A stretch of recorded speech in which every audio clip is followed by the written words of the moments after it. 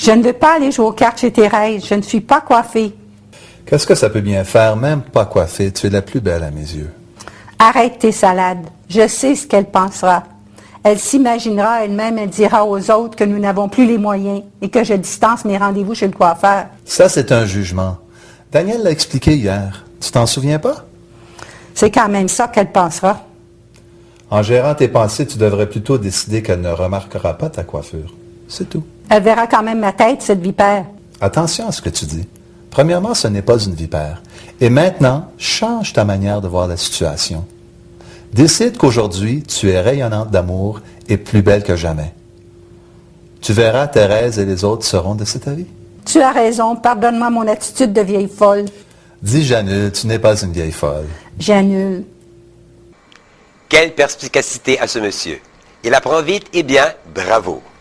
En jugeant, on impose une attitude ou une forme pensée à l'autre sans qu'il en soit conscient.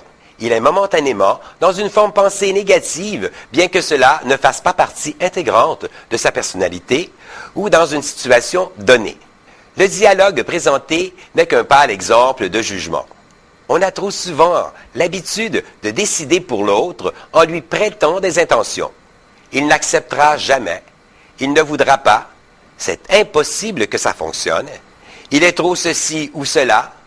Il n'a pas les moyens. Il n'est pas assez intelligent. Il ne respecte pas les autres, etc.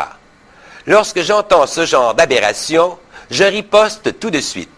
On n'est pas attentif aux propos que l'on émet et, malheureusement, on place en énergie l'intention de ces dires. Je reviens aux règles d'or. Comme l'univers ne pense pas, ne réfléchit pas et n'analyse pas, il actionne le processus du verbe « et vlan ». Tout est en route pour réaliser l'intention de l'émetteur. Il est inconcevable de décider pour quelqu'un d'autre sur une position négative. Il serait plus simple de décider d'une manière objective. Les résultats seraient alors ceux de l'intention. Je comprends que c'est toute une éducation à refaire que de changer sa façon de penser.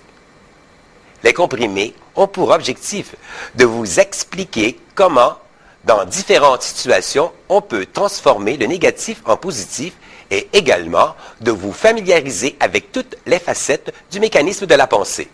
Si je limitais les informations à vous faire part de son fonctionnement sans de plus amples explications, il vous faudrait des années avant d'en saisir toute la complexité.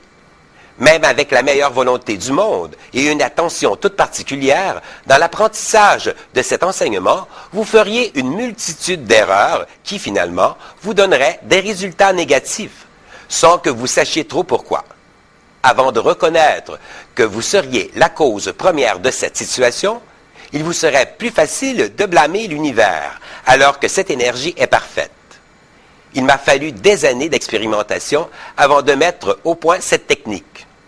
Pour conditionner votre corps, vous vous inscrivez à un gym.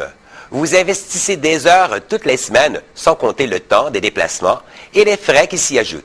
La méthode de gestion de la pensée est, pour ainsi dire, du conditionnement mental, tout comme faire de l'exercice physique. Plus vous serez attentif à votre mécanisme, plus il deviendra parfait, il vous apportera les résultats escomptés. Avez-vous fait vos exercices matinaux en vous réveillant? Oui. Je vous propose comme exercice aujourd'hui de placer des aides-mémoires sur votre table de chevet, dans la porte de votre penderie et à tout autre endroit stratégique.